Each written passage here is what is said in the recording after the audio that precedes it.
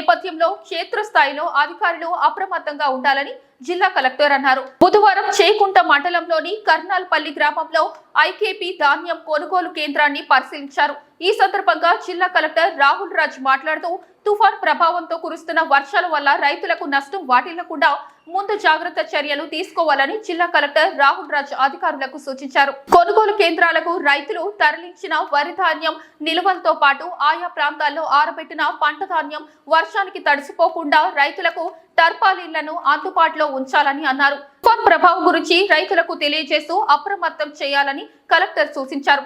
రానున్న 3 రోజుల పాటు అవసరమైతే వరి కోతలు జరపకుండా రైతులకు క్షేత్రస్థాయిలో అవగాహన కల్పించాలని అన్నారు.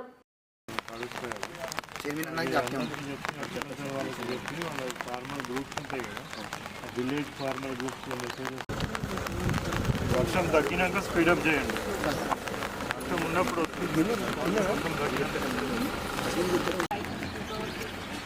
వాటికి ప్లాస్టర్ పెడితే ఉండదా? అట్లా ఉంటే అవి చెప్పి అది పెద్ద ప్లాస్టర్ ఉంటుంది కదా, అది పెట్టేసి ఇప్పుడు అది అంత పెద్ద వర్షం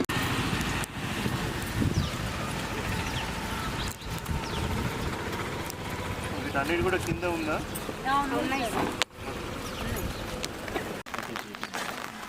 మనకి స్టోరేజ్ స్పేసెస్ కూడా లేవు ఎక్కడ కూడా.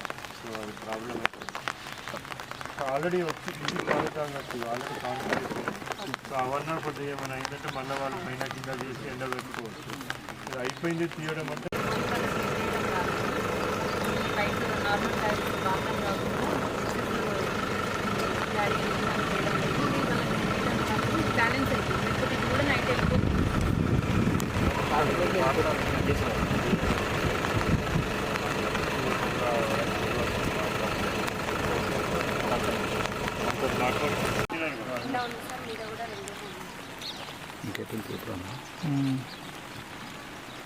హలో ఇదంతా బాగా డ్యామేజ్ ఉంది.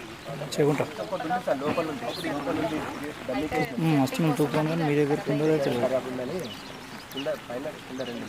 రావెళ్ళి చూసుకోండి. వాటర్ ఇట్లా స్టే అయ్యేసి దాని మీద కూడా పోతాయి. అవి ఆ కింది దానికి కూడా ఎక్కడెక్కడ హోల్ ఉంటే అటు సైడ్ నుంచి లోపలికి వెళ్ళిపోతుంది. ఓకే.